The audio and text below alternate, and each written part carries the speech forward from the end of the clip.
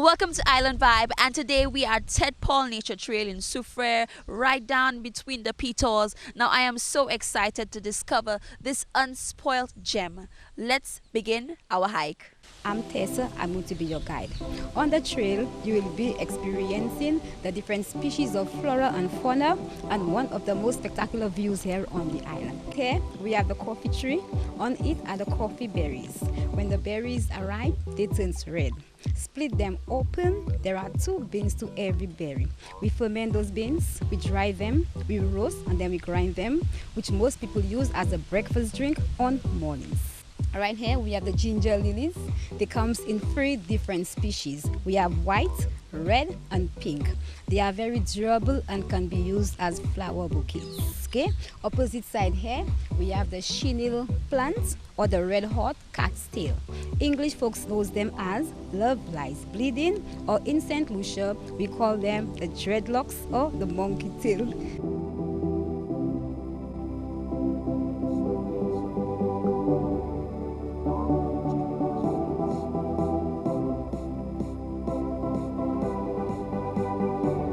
Our first stop on the nature trail is at the Cassava, and we're here with our wonderful guide Tessa. So we want to know, what are we doing here right now? It's cassava making. Over here we have the cassava root, the mayok or the tapioca.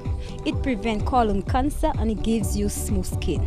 You scrape this off here with a spoon or a knife. Then you wash it, you grate it on that sharp grater right here in the box. And after, you wash it again and you sieve it in a clean piece of cloth to collect the starch. And then we place the grated substance in a sack or in a bag. We tie it very tight to compress out here with 4 boulders on the top for 1 hour 30 minutes to extract the juice, because the juice is said to be poisonous, which is called cyanic acid. Meanwhile, we place the grated substance in the sieve right here. Over here we have the sieve. We stir it constantly till the bigger particles separated from the thinner ones. And then we heat the tench to the front right here with a little low fire, and we place the grated substance in the platen or the cauldron batches by batches till the substance gets dry. When the substance gets dry, this is called the farine. There's none right now, or the cassava flour, which can be eaten with our local chocolate tea, avocado, milk, or sugar. And lastly, we take the leftover starch, some grated dry coconuts, and the farine itself. We mix them all together, roll them into balls, put them very flat, put them right here on the platen or cauldron to cook. This is called the cassava bread.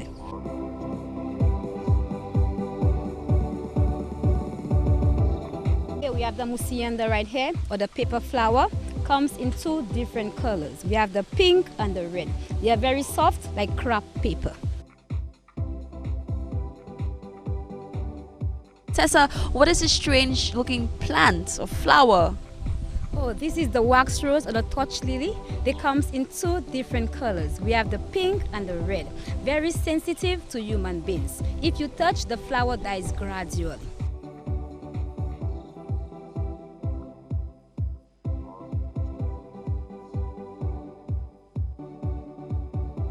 To my far east here, it's a bit overcast right now. We have Mount Jimmy, tallest peak on the island. It rises up to 930 meters. Also, Mount Jimmy is said to be a dead volcano, and there you can find the St. Lucia parrot and the rainforest walk.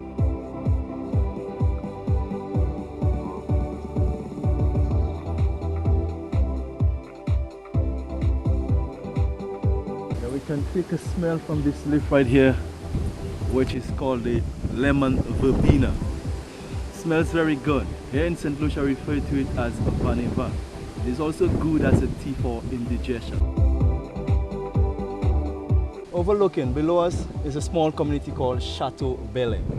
And this community, the population is about 180 to 200 persons. It's a farming community. Now here at Ted Paul, this trail is part of the community, and the reason why it's called Ted Paul is because it's located at the top of the community. And the word Ted is the French or Creole word for head. And Paul was the French owner of this property way back then when France used to rule this country. His name was Jean-Paul. That is why this place is called Ted Paul. And this vast view of the scenic area here, it is Choiseul. Choiseul, the largest district on the island of St. Lucia geographically. So almost everything you see in your eyes here falls in the district of Shoza.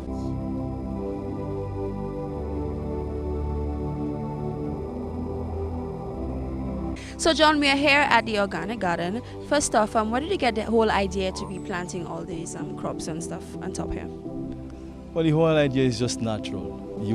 I was brought up with my grandparents and everybody in the community. We are young farmers on our own, so we just naturally grew up planting and love to plant. We love nature, we love to be in nature.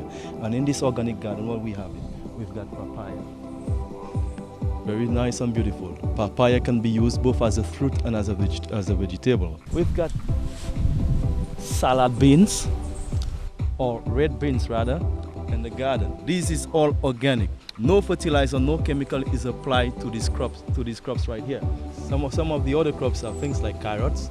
We've got peppers, seasoning peppers, sweet peppers, pineapples. We've got things like spring onion. Next up, as we pass along the organic garden, as we done passing along the organic garden, I'm going to take you to a place we call Paradise Valley. All right now we are at this point where we refer to as Paradise Valley. In Paradise Valley, you've got the view of Gros Piton, which is about 770 meters above sea level. And the climbing of Gros Piton starts in the small village at the bottom called Font-Jean-Libre, or Valley of the Free People. It goes to the left and continues to the back, all the way to the back, a little winding up and straight to the top. We also have a view of St. Vincent when it is clear or good weather. So what's the next stop, John? Our next stop. From here, I'm taking you to a point where we referred to as heaven. So guys, we're on the citrus lane right now on our way to heaven. Here you can find everything: oranges, limes, grapefruit, you name it, tooth bagay, you find it here at Citrus Lane. So let's go up, guys, because I really want to go to heaven. This is the stairway to heaven, and this is where the sinner will confess his sin before he starts the stairway to enter the gate to heaven here on earth. How do you feel? I feel great, man. We're at Piton Heights, and I really feel like I am one step closer to God. John, you didn't lie. This is heaven. The view is absolutely beautiful. So what do you think of all that in your own words? Well, actually, this point here is just the first floor of heaven. We have not been to the ultimate point yet. We are about 600 meters above sea level right here. And up here, you are right between the Piton. It is the highest point between the Pitons. And you've got Petit Piton, which is about 700 meters. And, Gros Piton, which is about 770 meters. And at the base of Petit Piton is Sugar Beach. And Sugar Beach is one of the best places for snorkeling on the island. And you go there, you can enjoy a wonderful snorkeling and very good for scuba diving. And the pitons, they are volcanic cones. They came about as a result of volcanic activities thousands of years ago. And they are push-up magmas. And the distance between the two pitons are about 1.5 miles apart. So I'm inviting everybody to come to Tet Paul. Come see what Tet Paul's offer. I usually say to visitors that if Tet Paul is not the best view in St. Lucia, then it is second to none.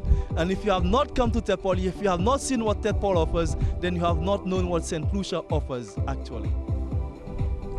Guys, we have reached the top. We're at heaven, and this is why I brought you here. This is a 360-degree view of beautiful St. Lucia. You cannot get it any better than this. So you gotta make this a lime, and you gotta come here to Tet Paul. Now we're heading back down. We'll meet you back in the studios.